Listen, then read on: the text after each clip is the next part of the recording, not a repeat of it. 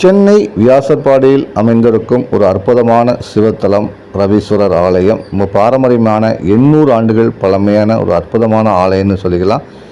சிவபெருமான் கிழக்கு நோக்கி அருள்பாலிக்கிறார்.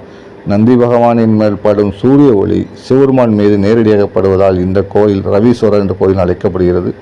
சூரிய பகவான் சிவபெருமானை பிரதிஷ்டை செய்து வழிபட்ட ஸ்தலம் எனவும் அழைக்கப்படுகிறது. வியாச முனிவரும் இங்கு வந்து சிவபெருமானை தரிசித்த ஸ்தலமாகவும் புண்ணிய பூமி விளங்கி வருகிறது.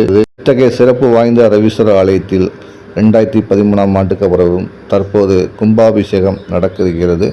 இதில் ஒரு முக்கியமான விஷயம் என்னன்னு பார்த்தீங்கன்னா, முன்பெல்லாம் சூரிய ஒளி சிவபெருமானின் மேல் படும் வகையில் இருந்தது. தற்போது கோயிலில் சில இடங்கள் பள்ளமானதுனால சூரிய ஒளி சரியாக தெரியலை. அந்த வகையில் அதை மேம்படுத்த வகையில் புதிய தொழில்நுட்பத்தில் வடிவமைச்சு சூரிய ஒளி படும் வகையில் கும்பாபிஷேகம் நடத்துறதுக்கு ஏற்பாடு செய்யப்பட்டது. இதற்கான பணிகள் சமீபத்தில் சென்னையில் தொடங்கிச்சு. பாலாய பணிகள் மேற்கொள்ளப்பட்டிருக்கிறது. சுமார் 2 கோடி அளவில் திருப்பணிகள் நடைபெற்று விரைவில் கும்பாபிஷேகம் நடைபெற இருப்பதாக கோயில் நிர்வாகத்தில் தெரிவித்தாங்க.